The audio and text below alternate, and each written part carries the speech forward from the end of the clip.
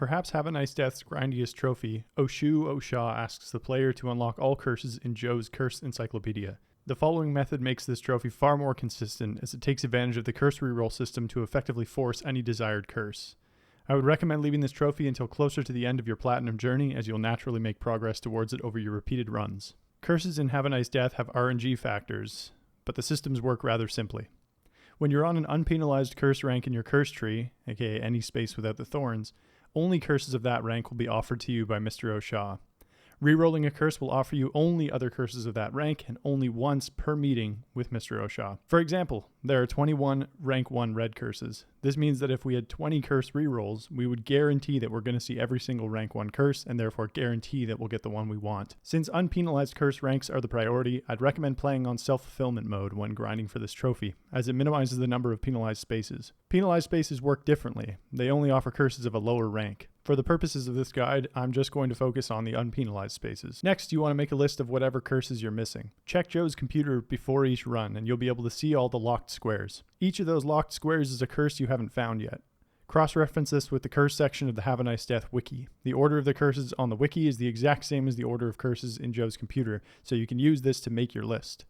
When I made my list, it was organized by curse color and included the name of the curse, a brief description of its effect, and crucially, its rank.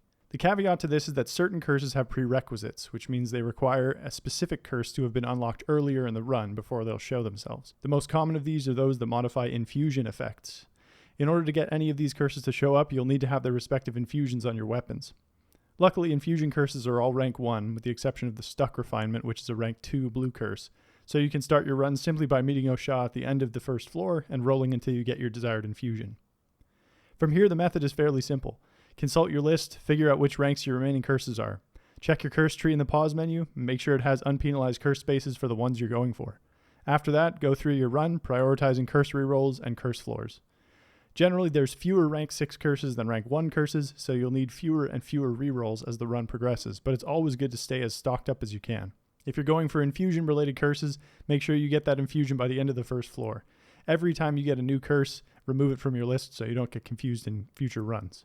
You can also check the bottom right corner of your curse card. If the circle is empty, you haven't gotten that curse before. If it's got a green checkmark, you have. I did a sample run where I tried to get all the curses that had the Infuse Bleed curse as a prerequisite.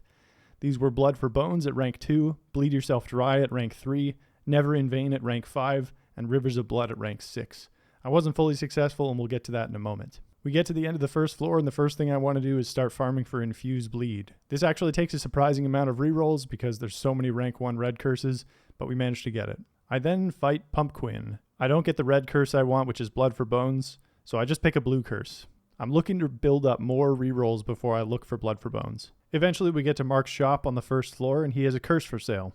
I decided to roll down for Blood for Bones because I have 7 rerolls at this point, and I managed to get it. Upon defeating Brad, I realized that I get 2 choices of rank 3 curses, and at this point we're looking for Bleed Yourself Dry. They're not present in this current selection, so I select a blue curse and move on. In the toxic food processing plant, I managed to fight Pigorski and beat him, and in the selection of 2 rank 3 curses he gives me, I find Bleed Yourself Dry. I spend a good chunk of the rest of the run trying to build up curse rerolls so that I can reroll for Never in Vain, which is my rank 5 curse. I never managed to get it, even though I did roll down significantly, so I just picked a rank 5 curse and went for it.